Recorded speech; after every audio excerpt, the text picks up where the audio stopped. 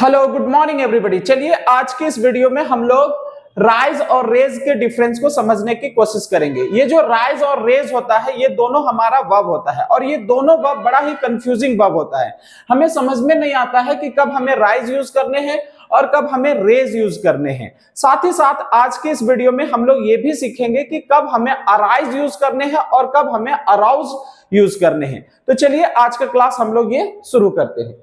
देखिए सबसे पहला हमें क्या ध्यान रखना है, पहला हमें ध्यान रखना है कि ये जो हमारा राइज होता है ये हमारा होता है हैपनिंग वर्ब। हैपनिंग और इसका मीनिंग जो होता है वो होता है उगना, बढ़ना या फिर उठना। ये हमें ध्यान रखना है। साथ ही साथ हमें क्या ध्यान रखने हैं, हमें ध्यान रखना है कि ये जो राइज होता है ये हमारा होता है इंट्रांजिटिव वर्ब।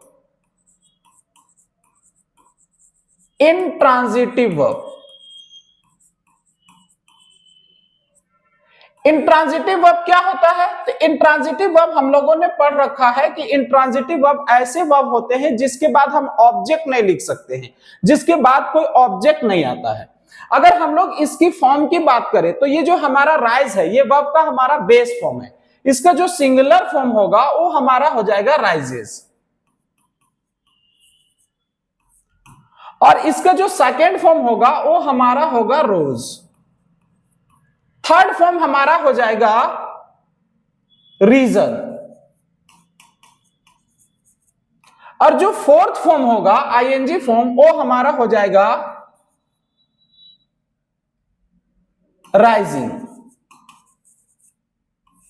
इस तरह से चलिए अब हम लोग देखते हैं रेज। ये जो रेज है ये हमारा होता है डूइंग वर्ब। डूइंग और इसका मतलब होता है उठाना या फिर बढ़ाना। साथ ही साथ हमें क्या ध्यान रखने हैं, साथ ही साथ हमें ध्यान रखने हैं कि ये जो रेज होता है ये रेज वर्ब ये हमारा ट्रांजिटिव वर्ब होता है। ये हमारा ट्रांजिटिव वर्ब होता है। ट्रांजिटिव वर्ब क्या होता है हम लोग पढ़ रखे हैं। ट्रांजिटिव वर्ब ऐसे वर्ब होते हैं जिसके बाद हमें ऑब्जेक्ट लिखने होते हैं, जिसके बाद ऑब्जेक्ट आता है। अगर हम इसके फॉर्म की बात करें तो ये हमारा जो रेज है ये हमारा वर्ब का बेस फॉर्म हो गया। रेजेस जो है ये हमारा सिंगुलर फॉर्म हो जाएगा। रेज्ड हमारा सेकंड फॉर्म हो जाएगा। रेज्ड हमारा थर्ड फॉर्म हो जाएगा और रेजिंग जो होगा ये हमारा फोर्थ फॉर्म हो जाएगा। इस तरह से चलिए अब देख लेते हैं अराइज। अराइज जो होता है ये हमारा होता है हैपनिंग। हैपनिंग वर्ब और इसका मतलब होता है, अराइज का मतलब होता है घटित होना। घटित होना, किसी चीज का हो जाना और ये हमारा होता है इंट्रांजिटिव वर्ब।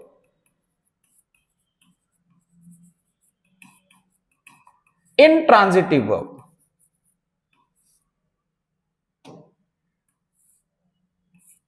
चलिए अगर हम इसकी फॉर्म की बात करें तो अराइज हमारा हो जाएगा वर्ब का बेस फॉर्म। अराइजेस जो होगा ये हमारा हो जाएगा सिंगुलर फॉर्म। अरोज जो होगा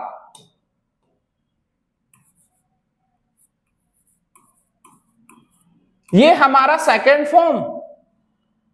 अराइजन जो होगा ये थर्ड फॉर्म और अराइजिंग जो होगा ये हमारा हो जाएगा फोर्थ फॉर्म। इस तरह से चलिए अब हम लोग लास्ट देख लेते हैं अराउज। ये जो अराउज होता है ये हमारा होता है डूइंग वर्ब। डूइंग और इसका मतलब होता है उकसाना। और ये हमारा होता है ट्रांजिटिव वर्ब।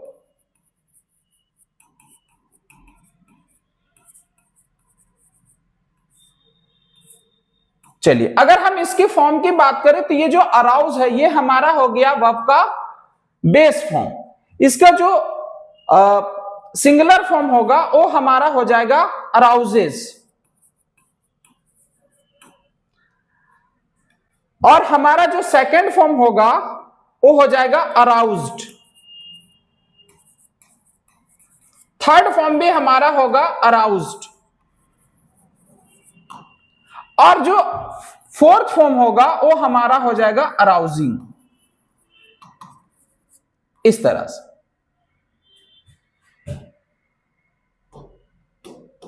चलिए अब अगर ये बातें समझ आ गया तो अब हम लोग क्वेश्चन की हेल्प से समझने की कोशिश करते हैं कि कब हमें राइज यूज करने हैं, कब हमें रेज यूज करने हैं, कब हमें अराइज यूज करने हैं और कब हमें अराउज यूज करने हैं।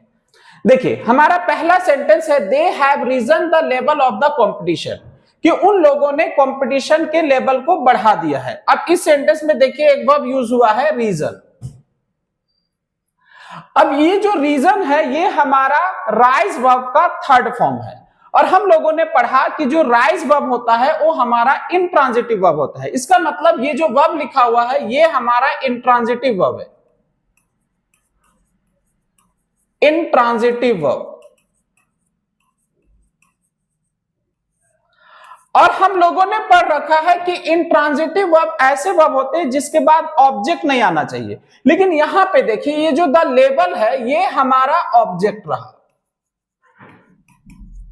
अब अगर इसमें ऑब्जेक्ट लिखा हुआ है तो हम यहां पे इंट्रांजिटिव वर्ब का यूज नहीं कर पाएंगे, हमें यहां पे चाहिए एक ट्रांजिटिव वर्ब।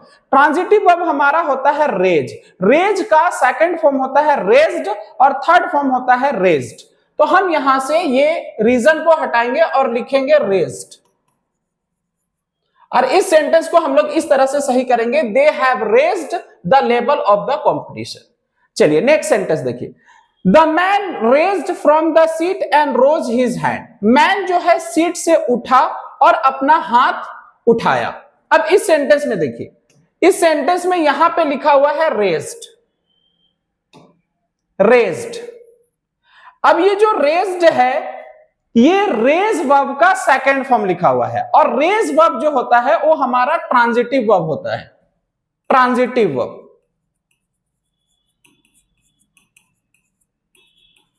लेकिन हम लोगों ने पढ़ा कि जो ट्रांजिटिव वर्ब होता है उसके बाद ऑब्जेक्ट आना चाहिए, लेकिन यहां पे कोई ऑब्जेक्ट नहीं आया है। ये जो फ्रॉम है ये हमारा प्रीपोजिशन है, और इस प्रीपोजिशन का ये जो सीट है ऑब्जेक्ट है।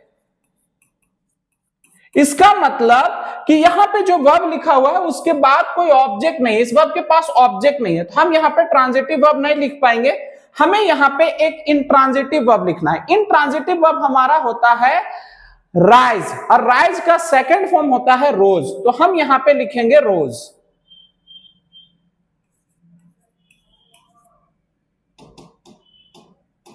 हम यहां पे लिखेंगे रोज, और इस सेंटेंस को हम लोग यहां तक सही करेंगे the man rose from the seat. आगे देखिए यहां पे लिखा हुआ है रोज। अब ये जो रोज है ये राइज वर्ब का सेकंड फॉर्म है। अब अगर ये राइज वर्ब का सेकंड फॉर्म है तो ये हमारा हो गया इंट्रांजिटिव वर्ब, इंट्रांजिटिव वर्ब। और इंट्रांजिटिव वर्ब के बाद ऑब्जेक्ट नहीं आना चाहिए, लेकिन यहां पे ये जो हिज हैंड लिखा हुआ है ये हमारा है ऑब्जेक्ट। अब अगर ऑब्जेक्ट लिखा हुआ है तो हम यहां पे इंट्रांजिटिव वर्ब नहीं लिख पाएंगे, यहां पे हमें एक ट्रांजिटिव वर्ब लिखने हैं। ट्रांजिटिव वर्ब हमारा होता है रेज, और रेज का जो सेकंड फॉर्म होगा वो हो जाएगा रेज्ड, तो हम यहां पे लिखेंगे रेज्ड। और इस सेंटेंस को हम लोग इस तरह से सही करेंगे the man rose from the seat and raised his hand. चलिए नेक्स्ट देखते हैं। देखिए the sun had raised when he walk up in the morning. जब वह सुबह में उठा तो सूरज निकल चुका था। अब इस सेंटेंस में देखिए यहां पे एक वर्ब यूज हुआ रेज्ड। अब ये जो रेज्ड है, ये रेज वर्ब का थर्ड फॉर्म यूज हुआ है यहां पे, लेकिन हम लोगों ने पढ़ा है कि जो रेज वर्ब है वो हमारा ट्रांजिटिव वर्ब होता है। तो इस हिसाब से ये जो वर्ब लिखा हुआ है ये हमारा हो गया ट्रांजिटिव वर्ब। लेकिन हम लोगों ने पढ़ा है कि ट्रांजिटिव वर्ब के बाद ऑब्जेक्ट आना चाहिए। यहां पे ये जो लिखा हुआ है when he woke up in the morning, ये हमारा व्हेन का रिप्लाई है,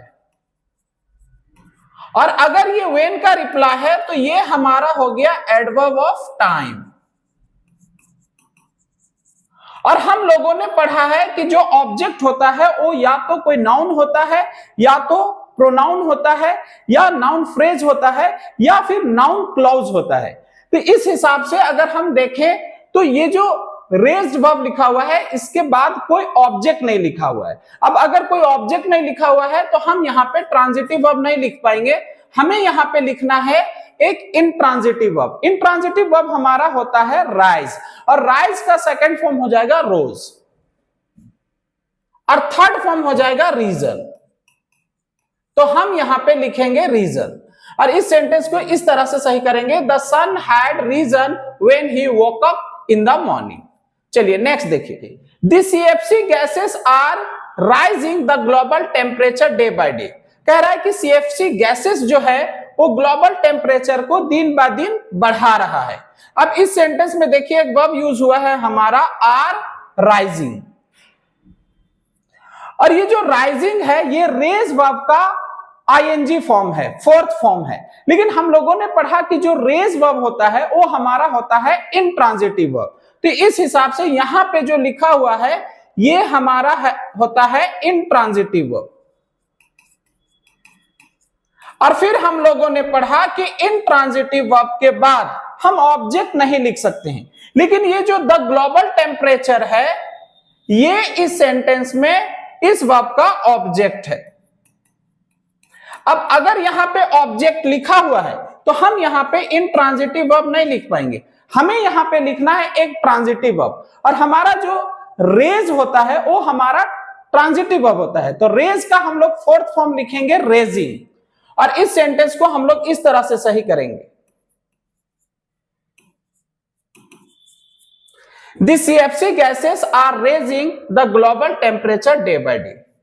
चलिए नेक्स्ट देखते हैं, The flag was risen by the chief guest, कि चीफ गेस्ट के द्वारा फ्लैग को उठाया गया। अब इस सेंटेंस में देखिए एक वर्ब यूज हुआ was risen, और ये जो was risen है ये हमारा पैसिव फॉर्म में लिखा हुआ है।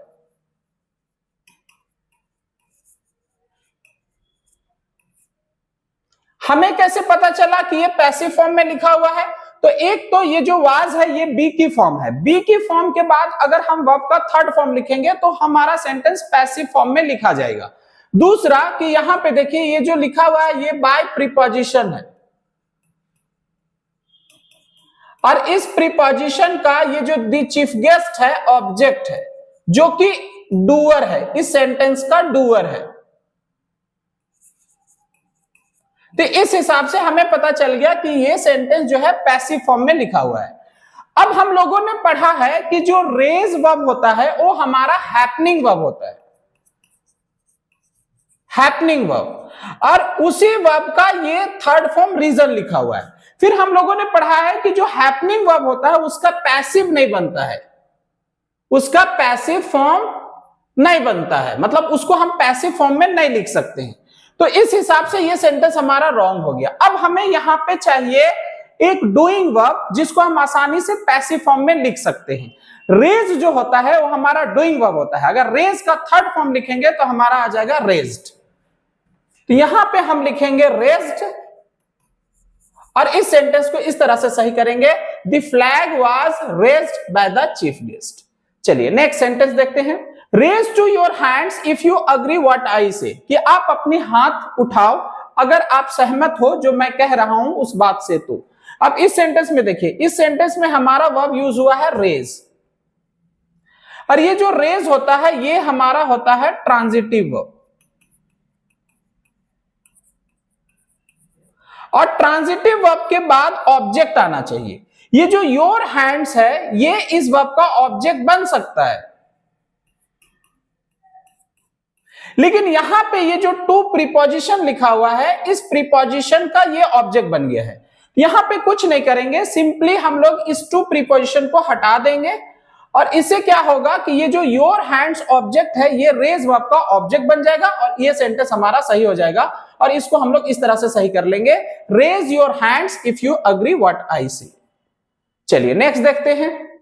हर rude behaviour might arise several questions now, कि उसका रूड बिहेवियर कई सवालों को पैदा कर सकता है। अब इस सेंटेंस में देखिए हमारा एक वर्ब यूज हुआ है अराइज, और ये जो अराइज होता है ये हमारा होता है इंट्रांजिटिव वर्ब।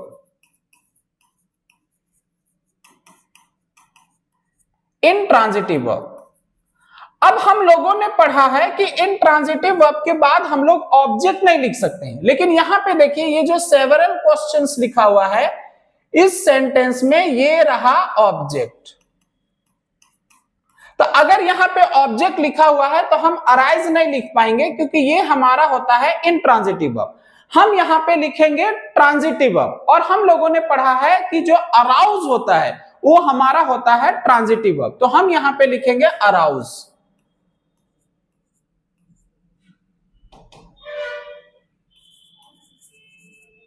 और इस सेंटेंस को हम लोग इस तरह से सही करेंगे, her rude behaviour might arouse several questions now. Next देखिए, problems only arouse when people overstretch themselves.